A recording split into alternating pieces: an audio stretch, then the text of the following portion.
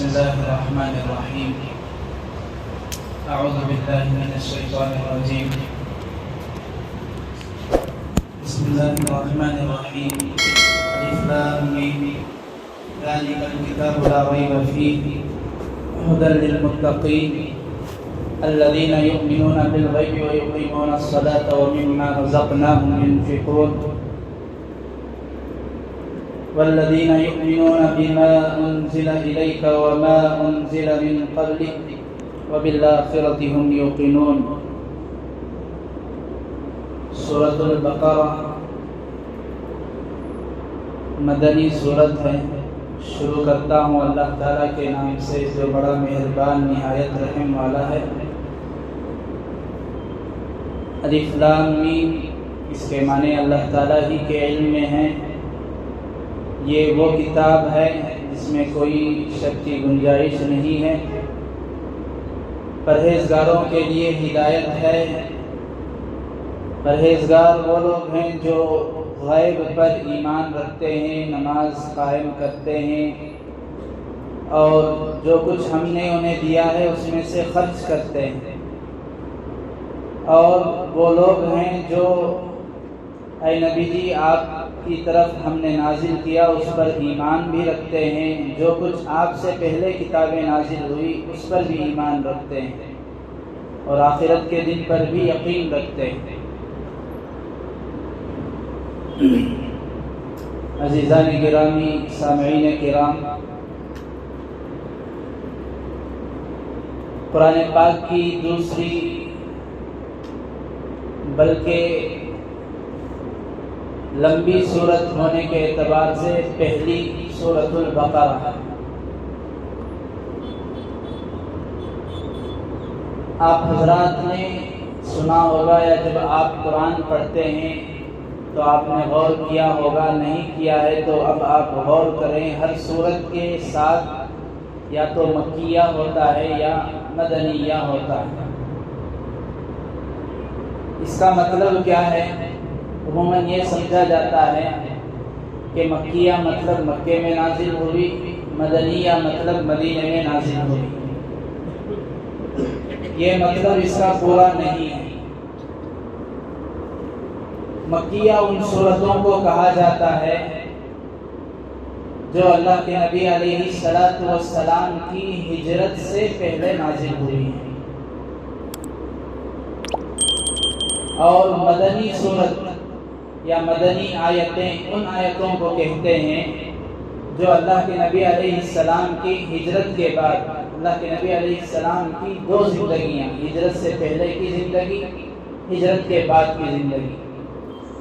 اب آپ یہ بات بھی سمجھتے چلیں، کئی بار آیت یا سورہ یا چند آیتیں یا مضمون نازل تو ہوئی مکے میں، لیکن وہ سورہ یا وہ آیتیں ان کو کہا جاتا ہے مدنی، مدینے والی.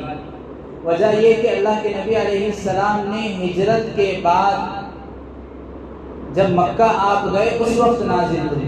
جیسے اللہ کے نبی علیہ السلام نے جب مکہ فتح کیا آپ علیہ السلام نے اپنی ہجرت کے تقریباً 10 سال کے بعد فتح مکہ کے وقت جن آیتوں کا نزول ہوا ان آیتوں کو اور ان صورتوں کو مدنی صورت کہا جاتا ہے. اگرچہ کہ صورت جب نازل ہو رہی ہے، آیت نازل ہو رہی ہے، آپ مکے میں موجود ہیں، حرم میں موجود ہیں، لیکن پھر بھی ان صورتوں کو قرآن پاک میں مدنی کہا جاتا ہے. مطلب یہ اصول ہمیں یاد رکھنا چاہیے، بہت آسان سا. اللہ کے نبی علیہ السلام نے جب مدینہ ہجرت نہیں کیا، ہجرت سے پہلے تک کی صورتیں پورے مکیہ ہیں، اگرچہ کہ مدینے میں نازل ہوئی ہیں. اور ہجرت کے بعد کی صورتیں ان کو مکیہ مدنیہ کہا جاتا ہے، اگرچہ کہ مکے میں نازل ہوئی ہیں. تو سورۃ البقرہ کو مدنیہ کہا جاتا ہے کیونکہ اس کے اکثر مضامین وہ ہیں جو اللہ کے نبی علیہ السلام پر ہجرت کے بعد نازل ہوئے. جیسے اس میں ایک مضمون قصاص کا آیا ہے. جہاں اسلامی حکومت ہو، جہاں اسلامی حکومت نافذ ہو، جس سرزمین پر جن ملکوں میں چوری کے بدلے ہاتھ کا کاٹا جانا، کسی کو بھول سے جانور کو شکار کر رہا تھا، بھول سے وہ شکار بجائے جانور کے آدمی ہو گیا، اب اس کا بدلہ کیا دینا پڑے گا؟ جان بوجھ کر کسی کو قتل کیا، اس کا بدلہ کیا دینا پڑے گا؟ کسی کی انگلی کاٹا، اس کا بدلہ کیا؟ دانت توڑا، اس کا بدلہ کیا؟ کسی مالک نے مالدار کو مارا، اس کا بدلہ شریعت نے کیا متعین کیا؟ غلام نے، نوکر نے، کم درجے کے آدمی نے بڑے آدمی کو مارا، اس کا بدلہ کیا؟ یہ سارے تفصیلی احکامات اللہ تعالیٰ نے اللہ کے نبی کے مدینہ ہجرت کرنے کے بعد نازل فرمائے۔ اسی لیے یہ سورت کو بڑی جامع سورت کہا جاتا ہے، کئی سارے مضامین اس میں بیان کیے گئے۔ ویسے تو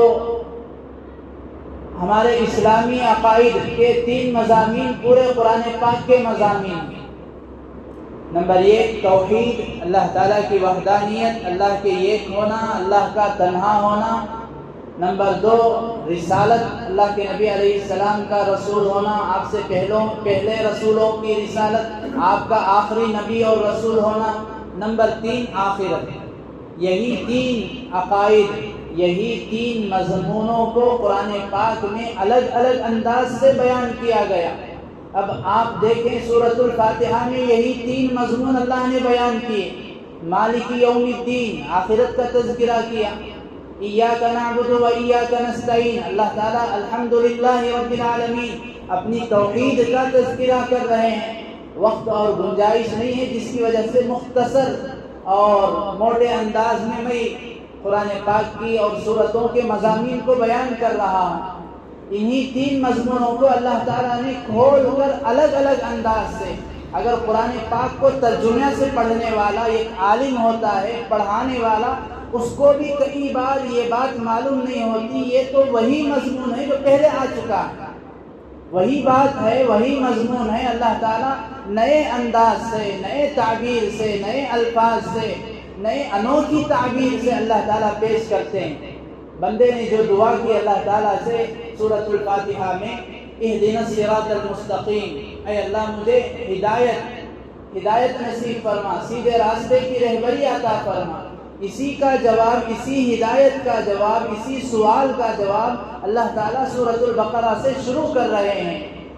ہدی للمتقین، تم نے جو ہدایت کا سوال کیا، یہ ہدایت والی کتاب ہے، یہ پڑھو، اس کو سمجھو، اس کو اپنی عملی زندگی میں لاؤ، اس کی تبلیغ کرو، اس کی تحقیق کرو، اسے لفظاً پڑھو، لفظی اعتبار سے پڑھو، معنی کے اعتبار سے پڑھو، مطلب کے اعتبار سے پڑھو، ترجمے سے پڑھو، تشریح سے پڑھو، حدیث کو سامنے رکھ کر اس کو سمجھو، تمہیں ہدایت ہے۔ متقی لوگوں کو ہدایت مل جائے گی۔ پھر اللہ تعالیٰ نے متقی لوگ کون ہیں، ان کی تفصیل اور تشریح 4-5 آیتوں میں کی۔ بہرحال مجھے مختصر طور پر سورۃ البقرہ کے خلاصے کو، مضمون کو ذکر کرنا ہے۔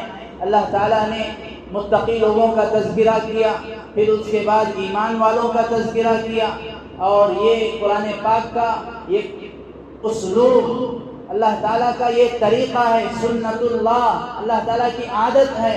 اللہ تعالیٰ جہاں ایمان والوں کا تذکرہ کرتے ہیں قرآن پاک میں، یا تو اس کے آگے یا پیچھے منافقین کا بھی تذکرہ کریں گے، یا تو اس کے آگے اور پیچھے کافروں کا تذکرہ کریں گے۔ جہاں جنت اور جنتیوں کا تذکرہ کریں گے، وہیں پر جہنم اور جہنمیوں کا تذکرہ کریں گے۔ ایمان والوں کا، متقی لوگوں کا تذکرہ کیا، پھر منافقین کا تذکرہ کیا۔ یخادعون اللہ والذین آمنوا، وہ سمجھتے ہیں ہم نے اللہ کو، ایمان والوں کو چکمہ دے دیا، دھوکہ دے دیا۔ وما یخدعون، وہ تو اپنے آپ کو دھوکہ دے رہے ہیں۔ پھر ان کے بعد اللہ تعالیٰ نے کافروں کا تذکرہ کیا، مشرکین کا تذکرہ کیا۔ پھر اللہ تعالیٰ نے مشرکین کو چیلنج کیا۔ اللہ تعالیٰ اپنی کتاب پر تحدی کرتے ہوئے کہ تم خامخواہ ضد میں، عناد میں، تکبر میں، ہٹ دھرمی میں اس کتاب کے کلام اللہ ہونے کا انکار کرتے ہو۔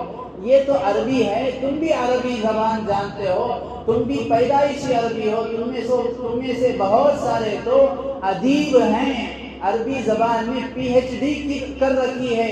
تمہارے سامنے بڑے بڑے شاعر آ کر جھک جاتے ہیں، اپنے گھٹنے ٹیک دیتے ہیں، اگر تمہیں ہمت ہے تو محمد صلی اللہ علیہ وسلم جو پیش کرتے ہیں تم بھی اسی طرح ایک کلام پیش کر کے دکھاؤ۔ کہیں پر اللہ نے چیلنج کیا ایک آیت پیش کرو، کہیں پر کہا ایک سورہ پیش کرو، کہیں پر کہا 10 آیتیں پیش کرو۔ الگ الگ انداز سے اللہ تعالیٰ نے ان کو چیلنج کیا۔ پھر اللہ تعالیٰ نے حضرت آدم علیہ السلام کا تذکرہ، جس میں حضرت آدم علیہ السلام کو اللہ نے بہت ساری چیزیں سکھائی، ان کی پیدائش کا تذکرہ، اور ان کے بعد ان سے حضرت حوا کے پیدا ہونے کا تذکرہ، اس کے بعد ابلیس شیطان کا حضرت آدم علیہ السلام کو سجدہ نہ کرنا مشہور واقعہ ہے۔ یہ سارے قصے کو اللہ تعالیٰ نے بیان کیا، ایک جگہ نہیں، تقریباً کئی جگہ اللہ تعالیٰ نے تذکرہ کیا۔ پارہ نمبر 1 میں بھی تذکرہ کیا، پارہ نمبر 14 میں تذکرہ کیا، پارہ نمبر 23 میں تذکرہ کیا، اور کہیں پر لمبا چوڑا تفصیل سے تذکرہ کیا، کہیں پر موٹے موٹے انداز میں تذکرہ کیا۔ مطلب یہ حضرات علماء فرماتے ہیں اللہ تبارک و تعالی اس واقعے کو الگ الگ انداز سے تعبیر کرنے کا مقصد اللہ تعالیٰ کا یہ، اللہ تعالیٰ امت کو قیامت تک آنے والے لوگوں کو اس واقعے سے سب سے بڑا سب سے اہم سبق یہ دینا چاہتے ہیں، جسے حضرت شیخ سعدی رحمۃ اللہ علیہ نے اپنے ان الفاظ میں بیان کیا: تکبر عزازیل را خار کر بزندان لعنت گرفتار کر۔ تکبر، اپنے آپ کو بڑا سمجھنا، اپنے آپ کو مال کی وجہ سے، کمال کی وجہ سے، جمال کی وجہ سے کسی سے بڑا سمجھنا۔ تکبر کا مطلب کسی کو حقیر سمجھتے ہوئے اپنے کو بڑا سمجھنا، یہ بہت بری چیز ہے، بہت بری صفت ہے۔ اس سے آدمی تکبر سے بہت سارے گناہوں میں مبتلا ہو جاتا ہے، غیبت میں مبتلا ہو جاتا ہے، کسی کی توہین کرنے میں مبتلا ہو جاتا ہے، شیطانی صفت کو اپنانے کے گناہ میں مبتلا ہو جاتا ہے۔ اتنا ہی نہیں، اس صفت کو، اس تکبر کو، خود پسندی کو اپنانے کی وجہ سے اس کا شمار فرعون، حامان، شداد، نمرود، اس طرح جو تاریخ میں بڑے بڑے ظالم جابر قسم کے بادشاہ گزرے ہیں، جنہوں نے تکبر کیا، سرکشی کی، اللہ کے ساتھ خدا ہونے کا دعویٰ کیا، بنیاد ان سب کے پیچھے تکبر ہی تھا، جو آدمی کو شرک تک، بڑے بڑے گناہ کبیرہ تک لے جاتا ہے۔ اللہ تعالیٰ نے اس سے بتایا، اس لیے کہ قرآن یہ کوئی قصہ کہانیوں کی کتاب نہیں ہے کہ اللہ تعالیٰ نے ایک قصے کو ذکر کیا، اسی لیے اللہ تعالیٰ کئی جگہ حضرت موسیٰ علیہ السلام کا قصہ جب موقع آئے گا تو بتایا جائے گا۔ کہیں پر حضرت موسیٰ کے بچپنے کو ذکر کرتے ہیں، کہیں پر جوانی کو ذکر کرتے ہیں، کہیں پر ان کے نبوت ملنے کے قصے کو ذکر کرتے ہیں۔ ایک جگہ اللہ تعالیٰ نے پورے قصے کو، ان کی پوری زندگی کو بیان نہیں کیا۔ مطلب یہ قرآن اللہ تعالیٰ جو اس میں قصے، کہانیاں، واقعات انبیاء کے بیان کرتے ہیں، اسی وجہ سے ہمارا یہ عقیدہ اور احادیث میں یہ تذکرہ ہے۔ سارے انبیاء تقریباً 1,24,000 سے زائد بھی ہیں یا کم بھی ہیں، لیکن ان سب میں تقریباً 40 سے 50 انبیاء کا تذکرہ صرف قرآن پاک میں ملتا ہے، اور اس میں بھی بعض نبیوں کا تذکرہ بار بار ملتا ہے، جیسے حضرت ابراہیم علیہ السلام، حضرت موسیٰ علیہ السلام، حضرت آدم ابو البشر علیہ السلام۔ ان واقعات سے اللہ تعالیٰ واقعات صرف بتانا مقصود نہیں، کچھ سبق دینا چاہتے ہیں، جیسے حضرت آدم علیہ السلام کے واقعے سے یہ سبق دینا چاہتے ہیں: تکبر، من تواضع للہ رفعہ اللہ۔ تکبر اپنانا نہیں چاہیے۔ جو اللہ کے لیے جھکتا ہے، جھکنے کا مطلب یہ بھی نہیں، علماء نے فرمایا کہ اپنے آپ کو بے عزت کر دے، اپنے آپ کو ذلیل کر دے، یہ مطلب نہیں ہے۔ جھکنے کا مطلب سامنے والا جھگڑتا ہے، جھگڑا کرتا ہے، یہ حق پر ہے، اس کے باوجود جھگڑے کو چھوڑ دے، سامنے والے کی بات کو السلام کہہ کر وَإِذَا خَاطَبَهُمُ الْجَاهِلُونَ قَالُوا سَلَامًا۔ جب جاہل سے، جب کسی ان پڑھ سے، الڑ سے اس کا سابقہ پڑ جائے، وہ الجھنا چاہے، جیسے اللہ کے نبی علیہ السلام نے فرمایا رمضان المبارک میں صحیح معنوں میں روزے دار وہ ہے جو کسی سے سابقہ پڑتا ہے، بحث و مباحثہ کرنے کی نوبت آتی ہے، وہ کہتا ہے انی صائم میں تو روزے سے ہوں، میں تجھ سے جھگڑا نہیں کروں گا، میں تجھ سے بات نہیں کروں گا، میں اپنے حق کو چھوڑتا ہوں، یہ تواضع ہے۔ اللہ تعالیٰ فرماتے ہیں، اللہ کے نبی نے فرمایا رفعہ اللہ، جو شخص یہ صفت اپناتا ہے اللہ تعالیٰ اس کو سر بلندی نصیب کرتے ہیں۔ اس طرح اللہ تعالیٰ نے حضرت آدم کے قصے کے بعد بنی اسرائیل کا تذکرہ کیا۔ بنی اسرائیل کا تذکرہ پارہ نمبر 1 سے اللہ تعالیٰ نے کیا۔ مستقل اس قوم کا تذکرہ اللہ تعالیٰ نے ایک سورت کے عنوان سے نازل کیا، سورت بنی اسرائیل پارہ نمبر 15 میں، پھر پارہ نمبر 16 میں تذکرہ کیا۔ جگہ جگہ جہاں جہاں حضرت موسیٰ علیہ السلام کا تذکرہ کیا، ان کی قوم بنی اسرائیل کا بھی تذکرہ کیا۔ پھر اسی طرح اللہ تبارک و تعالیٰ نے سود کے حرام ہونے کا تذکرہ کیا۔ سود کا جو کاروبار کرتا ہے، سود میں جو پھنستا ہے، وہ کتنا بڑا مجرم ہے۔ سود لینا دینا، سود دلوانا، سود کی طرف کسی کو رہبری کرنا، یہ سب کتنے بڑے سنگین گناہ ہے شریعت میں، اس کو بیان کیا۔ اسی طرح اللہ تبارک و تعالیٰ نے حضرت ابراہیم کے تذکرے کو ذکر کیا، حضرت داؤد علیہ السلام کے تذکرے کو ذکر کیا، نکاح، خلا، طلاق کے تفصیلی مضامین اور ان کے تفصیلی احکامات کو سورۃ البقرہ پارہ نمبر 2 میں تذکرہ کیا۔ یہ سارے اہم بڑے بڑے مضامین اللہ تعالیٰ نے سورۃ البقرہ میں تذکرہ کیے ہیں۔ لیکن اس سورت کا جو نام رکھا گیا ہے، بنی اسرائیل کا جو واقعہ جو عموماً ہم ہر بار سنتے ہیں، جس میں بنی اسرائیل کو حکم دیا گیا تھا کہ تم ایک گائے کو ذبح کرو، اللہ کا حکم تمہیں سمجھ میں آئے گا، اس میں انہوں نے بیکار کے لایعنی، بیکار کے فضول سوالات کیے۔ علماء مفسرین فرماتے ہیں اللہ تعالیٰ نے اس واقعے کی طرف اشارہ کرنے کے لیے سورت کا نام بقرہ رکھ دیا، ورنہ تو بڑے بڑے واقعات اس سورت میں موجود ہیں، ان کی طرف اشارہ نہیں کیا۔ بنی اسرائیل کی جو صفت ہے، اللہ کے نبی علیہ السلام نے فرمایا میری امت بھی بنی اسرائیل کے نقش قدم پر چلے گی، حذو النعل بالنعل، یہاں تک کہ جس جگہ پر وہ جوتا رکھ کر اٹھائیں گے اسی جگہ پر میری امت بھی جوتا رکھے گی۔ مطلب یہ جیسے 2 جوتے برابر ہوتے ہیں، ایک جوتے کا جو سائز ہے اس کا بھی وہی سائز ہے، اس کا جو کلر ہے اس کا رنگ ہے دوسرے کا بھی وہی رنگ ہے، اسی طرح بنی اسرائیل میں بھی اور میری امت میں برابری یکسانیت ہے۔ اس لیے اللہ تعالیٰ نے ان کے واقعے سے سبق دینا چاہا۔